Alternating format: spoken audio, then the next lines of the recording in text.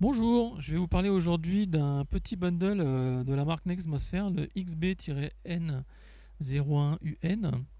Alors, le bundle, il est là, on le voit, hein.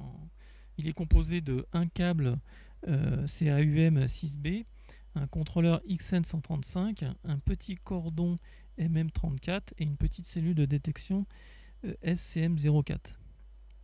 Alors, dans notre cas, le petit boîtier contrôleur XN135, il est composé de 3 entrées, donc si je voulais, je pourrais rajouter d'autres éléments. Mais bon, dans notre cas, on va utiliser l'entrée 3.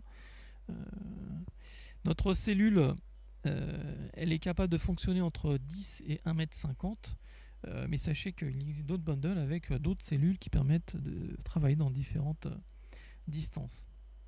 Aujourd'hui, pour faire l'essai, je vais accouper ce bundle à un produit BrightSign, un produit de dernière génération, une série 4, le modèle HD 1024.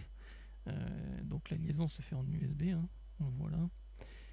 Pour montrer le résultat de notre projet à l'écran et l'interactivité qu'on va créer avec la cellule, je l'ai accouplé le BrightSign avec le HDMI sur un petit diffuseur Atlona, tout simplement. Alors là, je vais revenir sur mon ordinateur pour vous montrer comment on fait pour programmer ces petits boîtiers.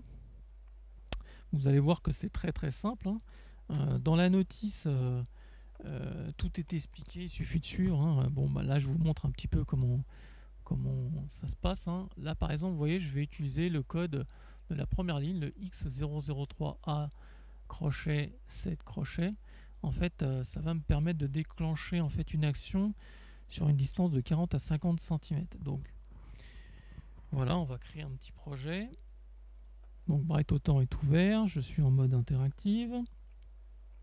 Je vais aller vérifier au préalable que la vitesse de transmission de mon port USB est bien dans les bonnes valeurs. Je l'avais déjà préprogrammé, donc oui, c'est bon. Voilà. Alors ces valeurs, hein, vous les trouvez dans la notice, hein. Il n'y a pas à chercher, c'est dans la notice.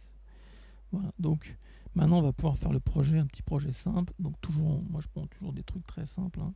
Un petit logo FVS, une petite vidéo BrightSign. On va utiliser donc notre fonction Serial Input Event à nouveau dans un projet comme celui-ci. On fait un drag and drop, on rentre le code du port USB, donc le code 2. Ensuite, on va rentrer le code qu'on a trouvé dans notre notice, donc X0033 pour 3A pour l'entrée A, crochet 7 pour la distance. Voilà.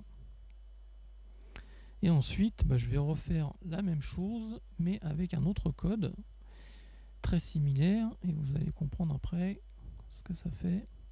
Donc X003A pour l'entrée 3, crochet 10 pour une autre distance. Voilà. Je fais OK, notre projet est fini. Je l'enregistre. Je n'ai plus qu'à le publier. Je suis en réseau local actuellement avec mon BrightSign, donc réseau local, je choisis ma machine et je publie. Voilà, donc maintenant je vais pouvoir vous montrer le résultat final. Donc là on voit que mon logo donc, est apparu.